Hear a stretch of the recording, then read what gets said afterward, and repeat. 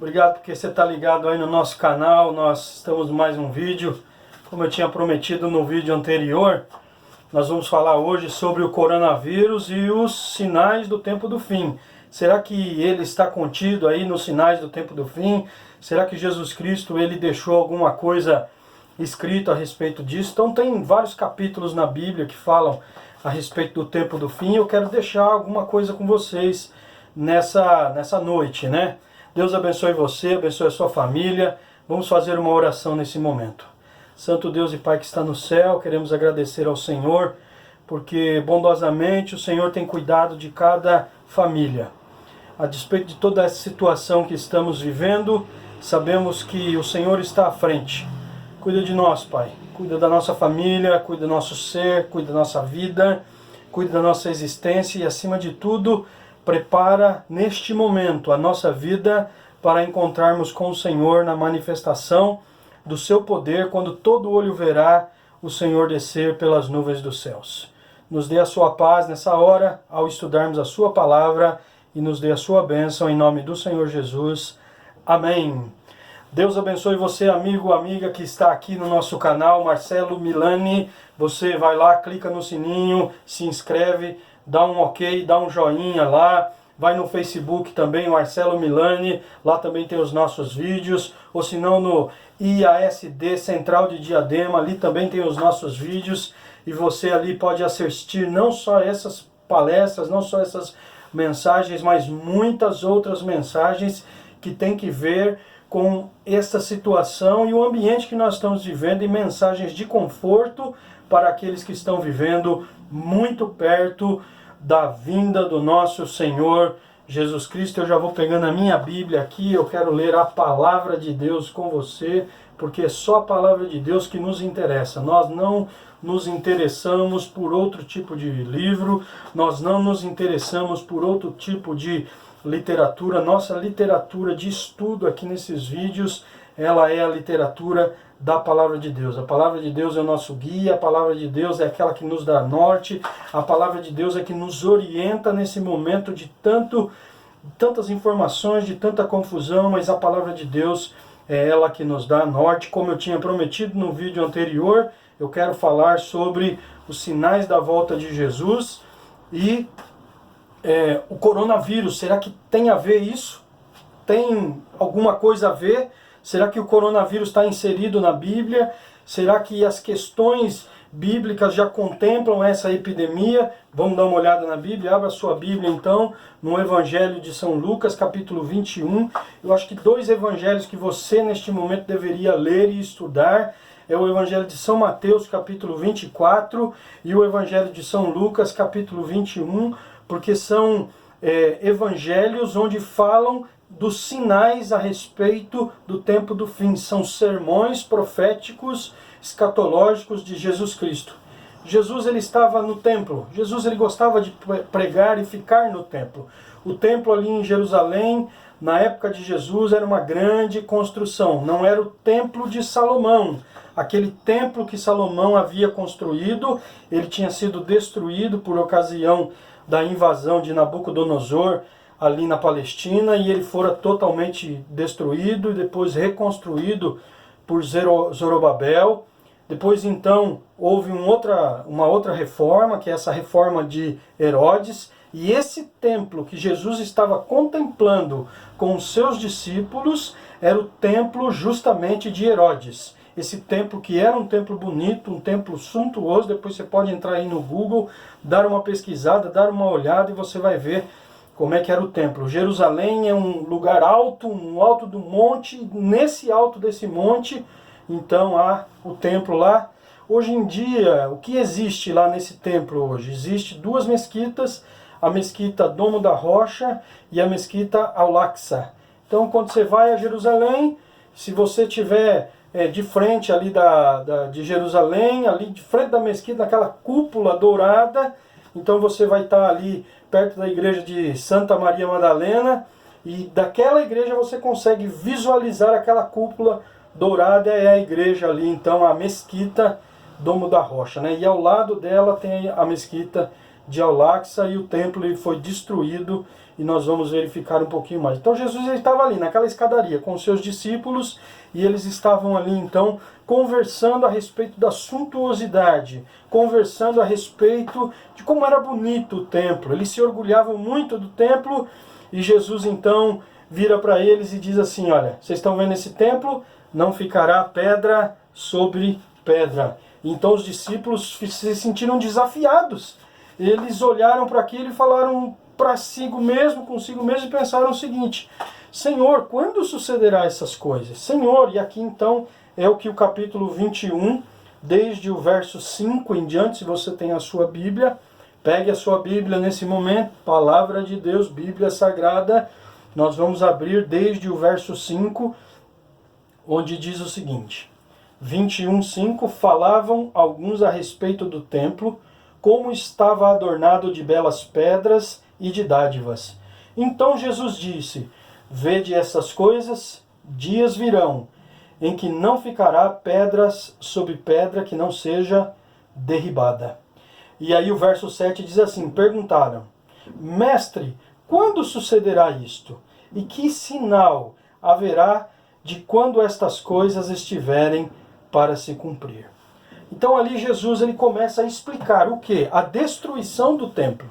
Jesus ele começa a dar indicação de como o templo, porque para eles não acreditavam sinceramente que aquele templo seria destruído. Pensa comigo, nós estamos falando lá do primeiro século, ano 30 ali do primeiro século, quando era ali a idade de Jesus. Jesus pregando, andando na Galileia, andando em Jerusalém, andando ali em Jericó, naquela circunregião entre o norte e o centro de Israel. Jesus andando por ali. Quem era Jesus? Ninguém. Jesus não era ninguém. Jesus era um dos muitos Messias que haviam nesse tempo. E Jesus então, como ninguém, porque ele era um comum do povo da terra, um mestre do povo, sem instrução, sem estudo, reconhecido por alguns do Sinédrio, mas uma pessoa que não tinha muita expressividade. Não, Jesus era uma pessoa comum. E os seus discípulos eram comuns, pescadores, pessoas que eram ex-cobradores de impostos, pessoas simples, pessoas sem expressividade. Você pensa, quando Jesus falou aquilo, olha, seria o mesmo que eu, como pastor aqui hoje, falar assim: ó, daqui uma semana o nosso Planalto Central ali, ele vai explodir, ele vai implodir, vão colocar uma bomba ali e ele então vai desaparecer. Ou vai vir um país de fora e eles vão consumir com ele todo. Qual é o poder que eu tenho? Eu não tenho poder nenhum, e é lógico que isso é uma alusão apenas, e eu não estou querendo fazer nenhum tipo de inferência e nada disso a respeito desse assunto. É só uma comparação esdrúxula do que era mais ou menos naquele tempo. Não tem cabimento nenhum de uma destruição nesse nível. Para eles não tinha. E aí então Jesus ele começa a explicar o que aconteceria. E aí ele começa então a dar detalhes. Verso 8 diz assim: respondeu ele: vede que não sejais enganados, porque muitos virão em meu nome dizendo: sou eu, e também chegou a hora. E ele diz assim: não sigais, não é para seguir aquele que vem em meu nome. Agora você veja, se Jesus não fosse Deus, como é que ele saberia esse tipo de coisa? Por quê? Quem era Jesus naquele tempo? Já disse, era uma pessoa comum. Ele veio como um homem, veio como um homem simples. Ele não tinha como saber. Ele não tinha como projetar isso lá para frente. E as pessoas que estavam ali, se não fosse pela fé e a fé na promessa do Messias, também não tinham como saber. Jesus ele só conseguiu projetar isso porque foi revelado para ele pelo Espírito Santo de Deus. Foi o Espírito de Deus que revelou para ele o que aconteceria no futuro. E foi esse futuro revelado pelo Espírito Santo que ele revelou aos seus discípulos. Andar com os olhos do profeta de Deus. Esse é o nosso desafio nesse tempo. É andar com os olhos do profeta de Deus. E o que é andar com os olhos do profeta de Deus? É andar na promessa, na esperança. Você veja, como que Jesus iria saber que muitos viriam em seu nome? Esses dias atrás eu assisti um vídeo aí que viralizou no WhatsApp, né? Que é o vídeo de um pastor, um pregador, não sei, alguém está num púlpito ali, numa imagem, em alguma coisa aqui nesse sentido, e o camarada ele está falando assim: cadê esse povo dessa igreja X, dessa igreja Y? Cadê? Vem agora curar, vem fazer isso, vem fazer aquilo, vem libertar, vem tirar o coronavírus, vem fazer esse... Por quê? Porque, na verdade, muitos vêm em nome de Jesus. Muitos vêm em nome de Jesus, mas eles vêm fazer o quê? Muitos vêm, na verdade, arrecadar dinheiro, arrecadar fama, mas eles não vêm pregar o tempo do fim. O que é pregar a respeito da pessoa de Jesus? Em primeiro lugar, pregar a respeito da pessoa de Jesus é pregar a esperança. Nós precisamos pregar a esperança. E pregar a respeito da pessoa de Jesus é pregar a esperança. Mas quando você fala na vinda do Senhor Jesus nesse mundo, você veja que a vinda do Senhor Jesus nesse mundo, ela é uma disruptura, ela é uma desestruturação total da sociedade como nós conhecemos. Então não tem uma prosperidade aqui nessa terra. Nós não temos como acalentar em nosso coração, ter uma boa casa, ter um bom carro, criar um laço eterno aqui nessa terra. Porque quando Jesus voltar, ele instituirá o seu reino nessa terra, e automaticamente a instituição do seu reino aqui nessa terra é a destruição do reino dessa terra. Porque o reino dessa terra não é o reino do Senhor Jesus. Então vamos continuando aqui. E ele diz assim, ó: vede que não vos engane. Então não vos engane com esses que virão profetizando, criando alardes, prometendo 1001 coisa em nome do Senhor Jesus. Não, nós temos que ouvir a voz do Senhor, e a palavra de Deus é aquela que nos dá norte. Verso 9 diz o seguinte: ouvirdes o que foi falado. Quando ouvirdes falar de guerras, revoluções, não vos assusteis, pois é necessário que primeiro aconteça essas coisas, mas o fim não será logo. E você sabe que desde que o mundo ele começou, depois da Pax Romana, o romano, quando Jesus ele viveu nessa terra, ele viveu sobre a Pax Romana. A paz romana, ela era uma paz, na verdade, de uma estabilidade no Império Romano. O Império Romano, por meio das suas legiões, ele deixava o Estado estabilizado, não tinha instabilidade no Império. Mas quando houve para frente um pouco do Império Romano, ali um pouco depois do Império Romano, muitas revoltas, muitas guerras civis, e essas guerras civis elas começaram a fragmentar o Império Romano, as tribos ali da Europa começaram a invadir o Império Romano, e então depois desse tempo nunca mais houve paz no Império Romano. E agora você pensa comigo, como é que Jesus sabia disso, que haveria um tempo de desordem social, um tempo de guerra civil, um tempo de guerras mundiais, e nós vivemos duas grandes guerras, grandes perseguições, somente pela revelação sobrenatural. Porque Jesus, naquele tempo, como eu já havia dito a vocês, ele era uma pessoa simples, comum, uma pessoa, sim, imbuída do Espírito Santo, mas uma pessoa que ele não tinha esse know-how de cultura, e nem aquelas pessoas que tinham esse know-how de cultura previam que a paz romana passaria um dia, porque eles achariam que o Império Romano duraria para sempre. E hoje em dia não se tem um dia sequer, no tempo que nós vivemos, que nós não vivemos sem guerras. Nosso tempo é um tempo de guerra, nosso tempo é um tempo de desordem. Nosso tempo, esses dias atrás, nós tivemos a notícia de que um avião foi decolar no Irã, e na sua decolagem um míssil abarroou esse avião e ele caiu ali com 100 e tantas pessoas. Por quê? O medo. Eles confundiram aquele avião com um avião de guerra ali dos Estados Unidos, alguma coisa, e ele então foi destruído, e vidas consumidas, e tantas outras vidas e tantas outras situações de bombas, de ataques, revides, um ataca de um lado, outro ataca de outro, e a nossa sociedade está totalmente desestabilizada por conta disso. Ainda diz mais ainda, ó, se levantará nação contra nação, reino contra reino, a gente pode entender isso daqui como Segunda Guerra Mundial, essas várias guerras. Haverá grandes terremotos. Olha, terremotos é o que nós mais ouvimos falar anualmente. O número de terremotos de 1800 para cá, ele tem aumentado vultuosamente no nosso mundo. E não só isso, né, mas o sistema de auferição também, o sistema que capta esses terremotos, eles estão muito mais sensíveis hoje em dia.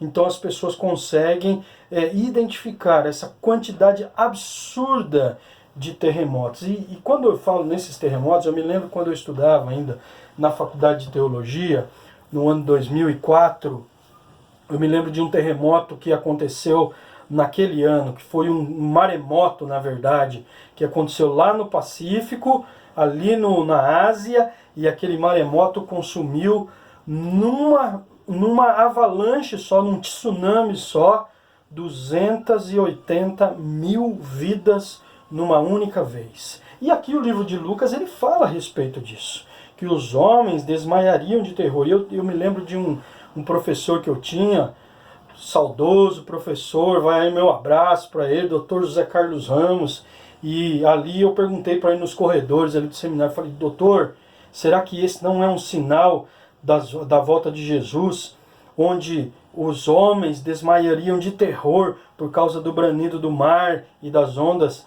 E ele, ali certo já do que ele estava dizendo, ele disse, sim, sem dúvida nenhuma. Ele disse para mim, sem dúvida nenhuma, esse tipo de assunto é um dos sinais da volta de Jesus. Verso 11 diz ainda assim, grandes terremotos, epidemias. O que nós estamos vivendo? Coronavírus, Covid-19, grande epidemia.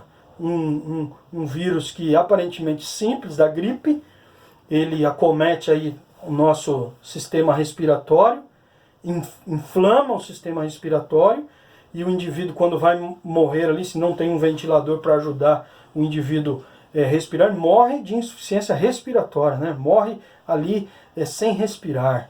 Uma coisa aparentemente simples e altamente contagiosa que mata milhões, não tem classe social. Pega rico, pega classe média, pega pobre, pega branco, pega negro, pega asiático, pega sul-americano, pega norte-americano, pega todos.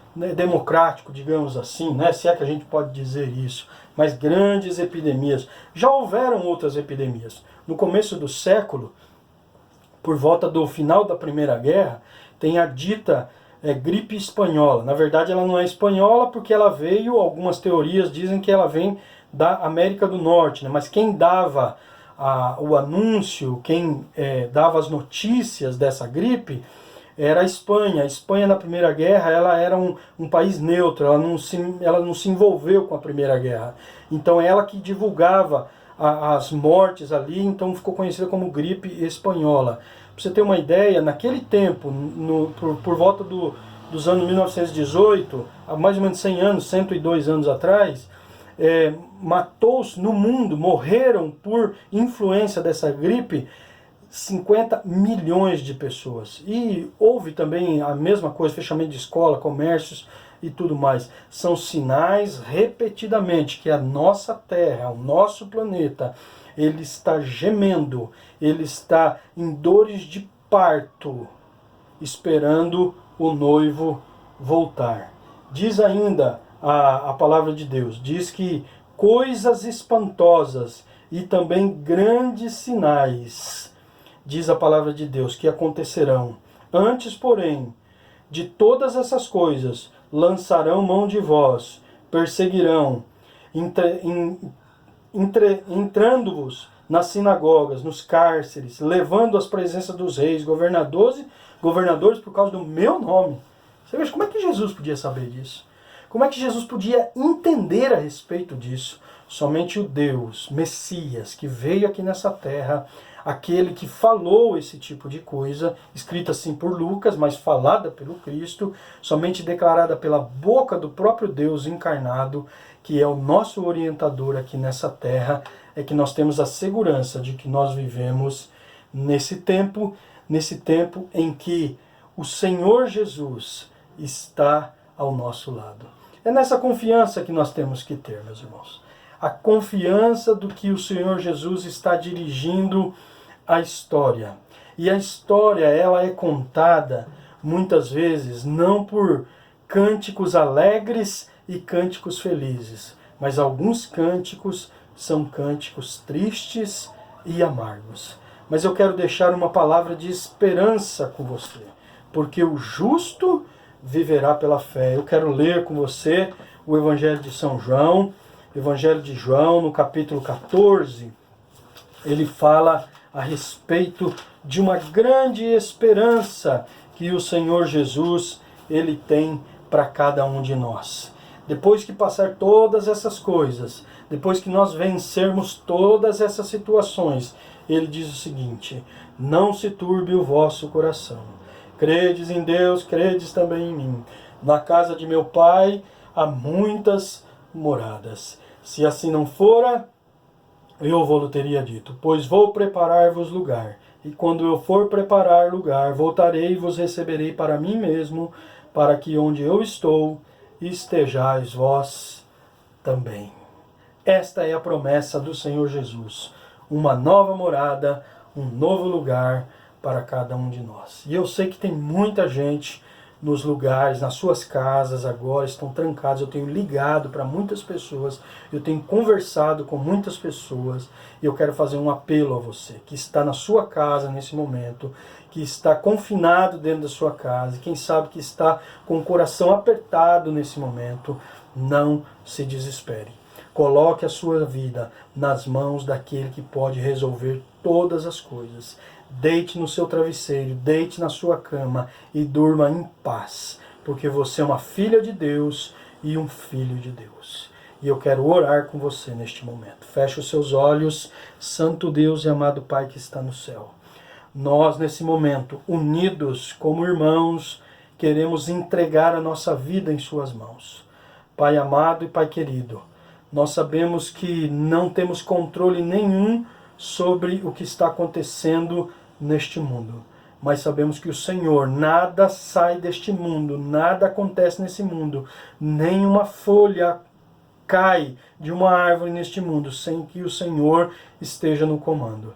Pai amado, abençoa aquela pessoa que não consegue dormir, abençoa aquela pessoa que precisa do alimento, abençoa aquela pessoa que precisa de pagar uma conta, abençoa aquela pessoa, quem sabe, que está com um cheque para cair e não tem dinheiro para cobrir.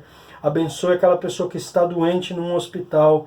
Pai Santo, reverta as situações de desemprego. Senhor, que o Senhor ajude a cada filho e a cada filha do Senhor nesse momento de aflição ao qual todos nós estamos passando.